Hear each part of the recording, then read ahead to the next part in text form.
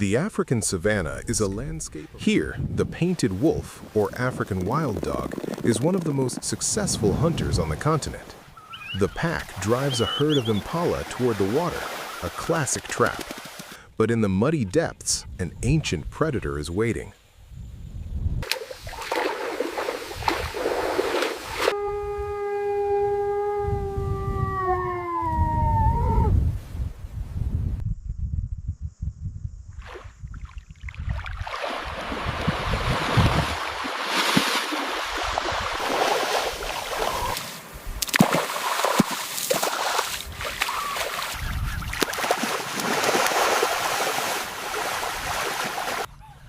A massive Nile crocodile strikes. Usually, this is where the hunt ends, but the pack is driven by hunger and a fearless bond.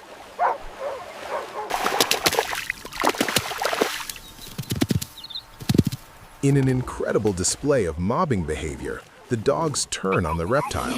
They bite at the tail and flanks, confusing the giant and forcing it to defend itself.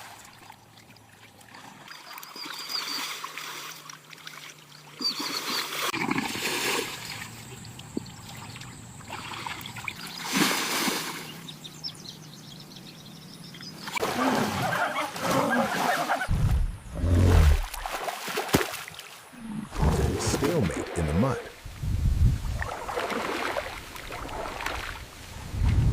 Here, a crocodile clings to the last muddy dregs of its domain. But on dry land, the advantage is lost, and a new challenger approaches. The Komodo dragon, an apex predator far from home, sensing weakness. The standoff is brief. The crocodile snaps, a desperate warning, but the dragon is agile. This is a clash of ancient armor. The dragon seeks a flank, looking to tire out the aquatic giant in this suffocating heat. It is a battle of endurance, and the crocodile is fading. The dragon secures its hold. On the baking clay, the crocodile is outmatched, its energy spent thrashing in the dust. The reptile king of the river has been dethroned.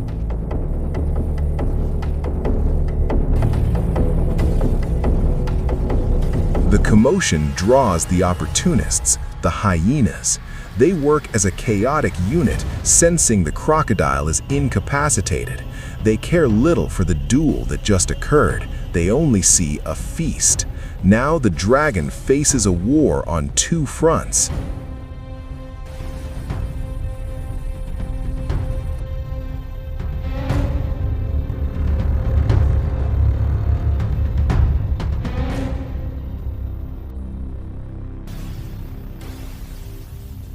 It descends into a chaotic free-for-all.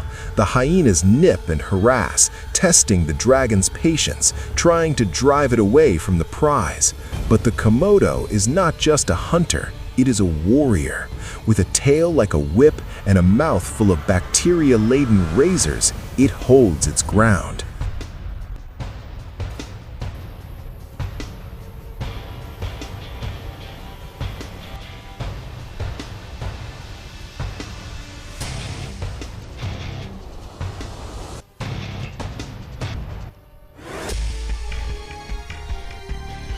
One by one, the scavengers realize the cost is too high. The dragon displays its dominance, driving the pack into the scrub. As the sun sets over the broken plains, only one ruler remains standing.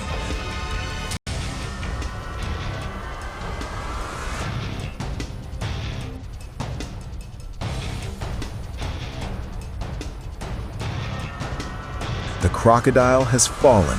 The hyenas have fled, and the dragon claims the Dust Bowl as its own.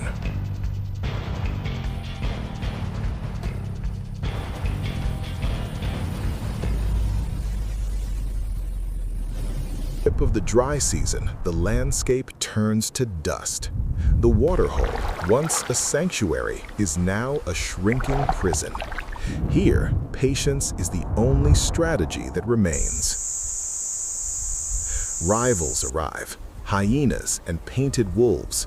usually enemies, but united today by a singular driving force: hunger. A fallen buffalo offers a lifeline in the mud. But this feast comes with a landlord. They eat quickly, eyes on the water. They know what lies beneath the surface.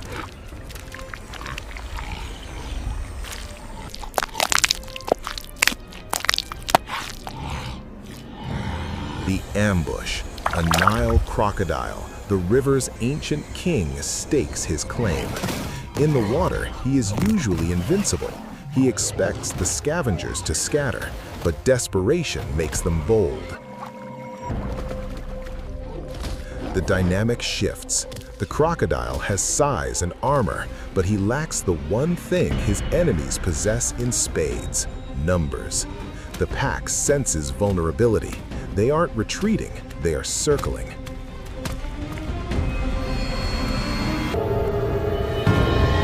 It turns into a frenzy, a coordinated assault from all sides, nipping at the flanks, distracting the jaws. The apex predator becomes the prey.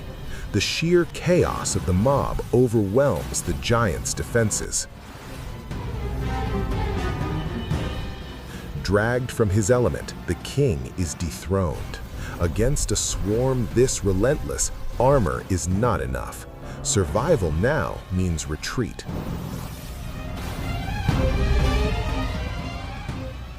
Battered and overwhelmed, he abandons the prize. In the unforgiving law of the drought, size doesn't always equal power. Today, the victory belongs to the pack.